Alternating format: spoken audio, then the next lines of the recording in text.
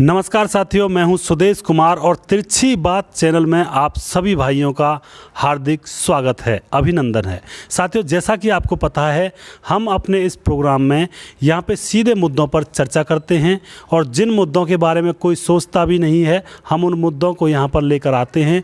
जिन मुद्दों के बारे में आपके मन में कसक रहती है, आप जानना चाहते हो, लेकिन मीडिया इन चीज़ों के बारे में नहीं सोचती है, ना ही कोई पत्रकार सोचता है, ना ही कोई मंत्री, ना ही कोई नेता इन चीज़ों के बारे में सोचता है। ये बहुत छोटी छोटी सी बातें होती हैं दोस्तों, जिनके ऊपर हम यहाँ पे चर्चा करते हैं, लेकिन वो छोटी छोटी सी बातें आपके जीवन का एक हिस्सा होती हैं, आपके जीवन का एक परिचय होती हैं और आपको उन बातों के बारे में प्रश्न आपके मन में उठते हैं, लेकिन आपको उनके जवाब नहीं मिल पाते हैं। तो उन्हीं प्रश्नों के ऊपर हम यहाँ पे जवाब लेकर आते हैं और अपने पूर्ण विवेक से और ज्ञान से उन प्रश्नों के ऊपर यहाँ पे चर्चा करने की हम यहाँ पे पूरी पुरजोर कोशिश करते हैं। और साथियों, हमारे साथ रहते हैं अजीत मास्टर जी। राम राम जी। और मेरी तरफ से भी सभी भाइयों को हाथ जोड़कर राम राम। तो हम अपना प्रोग्राम चालू करते हैं। यहाँ पे मैं प्रश्न करूँगा, अजीत मास्टर जी उसका जवाब देंगे और यहाँ पे हम वार्तालाप उस प्रश्न के बारे में करेंगे। तो मास्टर जी, आज का प्रश्न है, माँ बाप गुजर जाने के बाद जो काका ताऊ होते हैं, माँ बाप जब गुजर जाते हैं बच्चों के, तो उसके जो काका ताऊ होते हैं वो बच्चों की शादी ब्याह करते हैं, तो क्या वो माँ बाप की कमी को पूरा कर पाते हैं या कोई कसर रह जाती है? इसके बारे में थोड़ा सा आप अपनी राय दो। देखो जी, माँ बाप की कमी तो भगवान ही पूरा का है, ना हम पर हो ना किसी और पर हो। रही बात उसकी, उस बच्चों के जो भाग होते हैं, माता पिता का साया उठ जाता है किसी कारणवश, तो जो उसके जो काका ताऊ हैं शादी ब्याह तो नहीं करने पड़ेंगे, दूसरा तो कोई करेगा ना। रही बात कमी के पूरा करने की, कुछ लोग ऐसे हैं जो उन बच्चों को अपने माँ बाप, जो उनके खुद के माँ बाप होते हैं, उनसे भी बेहतर रखते हैं। जैसे अपना बच्चा, वैसे ही वो उसके भाई का बच्चा या किसी का बच्चा, उससे भी ज़्यादा प्यार देते हैं। उसकी लड़की की जो शादी करते हैं, पूरा खर्च उठाते हैं, उसे इज्जत से रखते हैं, इज्जत देते हैं, सामान सकरा से बुलाते हैं और जितना उससे भी ज़्यादा देते हैं। अपने जो उसके माता पिता हैं उससे ज़्यादा देने की कोशिश करते हैं कि हम पे किसी प्रकार कोई लांछन नहीं लगे। ऐसे लोग हैं जो उसका मतलब पूरा सहयोग देते हैं तहे दिल से। और समाज में सभी तरह के लोग हैं और हर सिक्के के दो पहलू होते हैं। मैं ये नहीं कह रहा कि मतलब ये कि यही बात उचित है, ये ज़्यादातर ऐसे है, लेकिन समाज में कुछ लोग ऐसे भी हैं कि जो शादी ब्याह तो दूर, शादी तक बैठते नहीं हैं, बोलते नहीं हैं कि भाई हमारी तो उससे वर्षों से लड़ाई है या किसी प्रकार का कारण बस कोई झगड़ा है, तो शादी ब्याह तो दूर रहा, वो ब्याह में आने को भी मना नहीं कराएंगे कि आपके माँ जा रही है, आपको उसका भाई जा रहा है, आपको लड़की जा रही है जिसकी शादी है या कोई और भी है, तो तरह तरह के ड्रामा करते हैं। लेकिन मैं समाज को ये संदेश देना चाहता हूँ, समाज के जो लोग हैं, हमारे जो बात को सुन रहे हैं, उनसे मैं ये कहना चाहता हूँ, भाई उन बच्चों का तुम्हारे सिवा और कौन है? ये घटना किसी के साथ भी घट सकती है। ये तो है नहीं कि भाई माँ बाप का साया कभी भी किसी के साथ से उठ सकता है। कोई भाग की रेख को बदल नहीं सकता। जो हमारी जो रेखा लिखी है, हमारी जो उम्र लिखी है, वो कितनी है और हम अपने बच्चों का कितनी दिन तक पालन पोषण कर सकते हैं। रही बात हमारे जाने की, जाने के बाद जो साया उठता है, तभी ये परिस्थितियाँ आती है माँ बाप पे या बच्चों पे कि जो उसके काका ताऊ होते हैं वो ही जिम्मेदार होते हैं। उसकी पढ़ाई लिखाई का खर्चा, यहाँ तक कि उसके रहन सहन का खर्चा और लोक व्यवहार में कितने खर्चे हैं। मैं ये नहीं कह रहा शादी ब्याह को तो बहुत बड़ी बात है, तो आम बात है, लेकिन और भी खर्चा हैं, जैसे कि स्कूल कॉलेज की फ़ीस है और तरह तरह के किताब का भी खर्चा है कि बच्चों पे अपने जो हम समाज में रह रहे हैं, तो समाज में अपने बच्चों की पूर्ति करने में हर आदमी को पता होगा कि मतलब ये है कि कैसा व्यवहार करना चाहिए। कुछ माँ बाप तो ऐसे हैं कि हमारा बच्चा प्राइवेट स्कूल में पढ़ रहा है, प्राइवेट कॉलेज में पढ़ रहा है, तो उसी प्रकार की शिक्षा दी जाए उसे, बच्चे को। जो हमारे काका था, जो दूसरे होते हैं, अनाथ होते हैं, जो उन्हें भी इसी प्रकार की शिक्षा मिलनी चाहिए। क्यों? उनका हिस्सा भी तो उतना ही है जितना हमारे बच्चों का है। भाई उसकी जो संपत्ति है ज़्यादा तो उसकी है नहीं, जितनी है उसके हैसियत के हिसाब से तो होगी। उन बच्चों का भी हिस्सा इतना ही है जितना हमारे बच्चों का है। तो मेरा कहने का तात्पर्य ये हुआ कि उनकी पढ़ाई और अपने बच्चों की पढ़ाई सेम होनी चाहिए, सेम स्कूल या कॉलेज में होनी चाहिए, सेम उसकी जो शादी ब्याह तक का खर्चा सेम होना चाहिए, बराबर।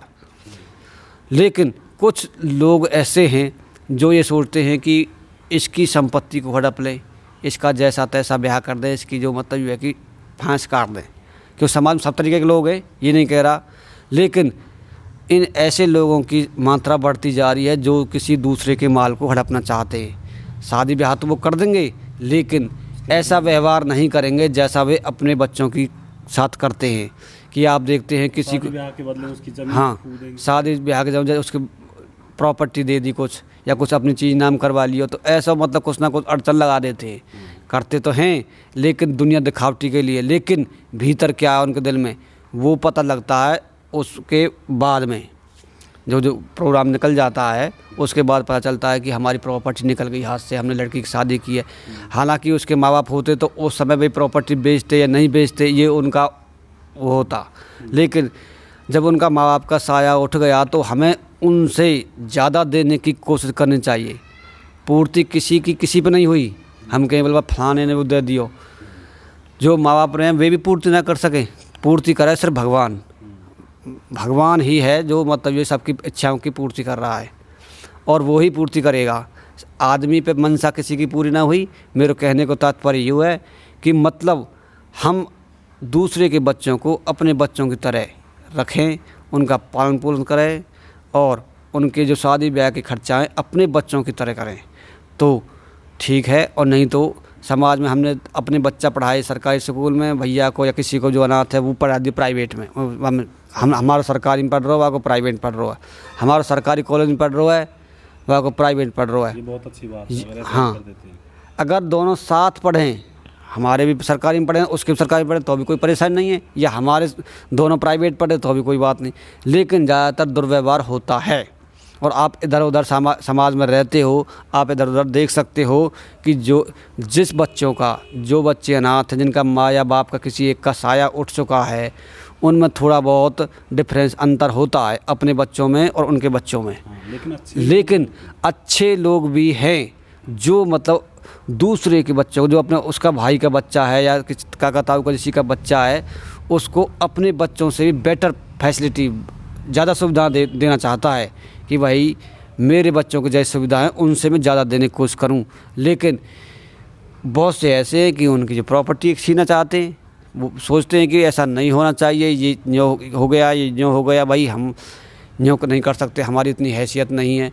लेकिन भाई समाज देख रहा है, परमात्मा देख रहा है, कम से कम ऐसा तो करो जो मतलब ये किसी की आत्मा पे जोर ना पड़े। तो मेरे कहने का मतलब यूँ है कि हम हाथी के दांत और खाने की और मतलब ये दिखाने की और, तो जो लोग हैं वो मतलब ये है कि दिखावा तो ये कर रहे हैं कि हम न्यों कर रहे हैं, लेकिन पर्दा पीछे हो कच रहा है। हालांकि हम बात वाकिफ़ हैं, लेकिन समाज के डरते कह ना सकें।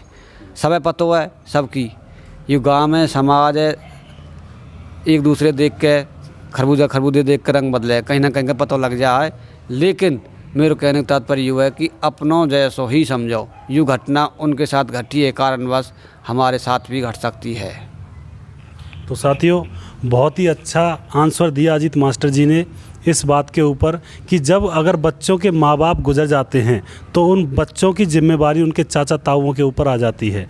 तो साथियों, कई बार क्या होता है हमारे समाज के अंदर, कुछ जो चाचा ताऊ होते हैं वो तो उन बच्चों को पूरा लाड लड़ाते हैं, यानी कि उनको पूरी फैसिलिटीज़ देते हैं, उनके ऊपर पूरा खर्चा करते हैं और अच्छी तरह से अपने बच्चों से भी बेटर परिस्थितियां उनको देते हैं, अपने बच्चों से भी बेटर सुविधाएं उनको देते हैं। लेकिन साथियों, समाज को, जैसा कि आपको मालूम है, समाज के दो पहलू होते हैं। हर एक इंसान के भी दो पहलू होते हैं, हर एक परिस्थिति के भी दो पहलू होते हैं। कुछ लोग समाज में ऐसे भी होते हैं जो अगर भाई गुजर जाए तो उसके बच्चों को दाने दाने के लिए तरसा देते हैं। कई बार ऐसा भी हमारे समाज में देखा जाता है।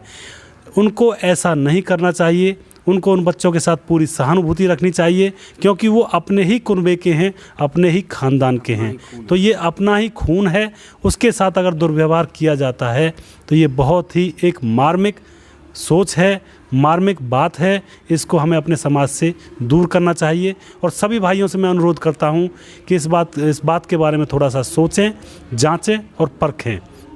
और अपने समाज को एक रहने लायक एक जगह बनाएं जिसमें सभी भाईचारा रहे, सभी बाल बच्चे रहें, भाई के बच्चे भी रहें, अपने बच्चे भी मिलजुल कर रहें। तो इस तरह से हम इस समाज को एक आगे एक गति प्रदान कर सकते हैं। ये सिर्फ़ और सिर्फ हमारे सोचने मात्र से नहीं होगा, हमें करना भी होगा। सिर्फ सोच कर ही रह जाएं, इससे बात नहीं बनेगी। हमें कदम भी उठाने होंगे, हमें प्रयास भी करना होगा अपने समाज को आगे बढ़ाने के लिए और अपने समाज को स्वच्छ रखने के लिए। तो मैं उम्मीद करता हूं साथियों, आपने हमारे इस वीडियो को देखा होगा। मुझे उम्मीद है आपको ये वीडियो पसंद आया होगा। अगर आपको ये वीडियो पसंद आया तो इसको लाइक करिए, शेयर करिए और हो सके तो हमारे चैनल तिरछी बात को भी सब्सक्राइब करिए। और मैं एक बार और मास्टर जी से पूछना चाहता हूँ, कुछ और कहना चाहते हैं या नहीं इसके बारे में? नहीं जी, जिस बात को हम कह रहे हैं वो समाज में व्याप्त है, समाज में विद्यमान है और लोगों को ये देखा भी होगा। कारणवश हम करते कुछ हैं, कहते कुछ हैं। अमल इन बातों पे लोगों को करनी चाहिए। और ये ऐसी बात है कि मतलब ये है कि हमें आसपास ही ऐसे उदाहरण मिल जाएंगे सोचने लायक। तो ये आप देखेंगे जी। तो हमें सबको ख्याल रखना चाहिए अपने समाज का, अपने बच्चों का, और जो अब अगर कोई भाई नहीं रहता है, गुजर जाता है, उसके बच्चों को भी अपने बच्चों के समान रखना चाहिए।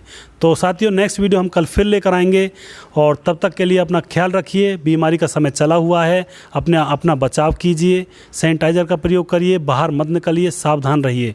नेक्स्ट वीडियो हम कल लेकर आएंगे, तब तक के लिए साथियों धन्यवाद।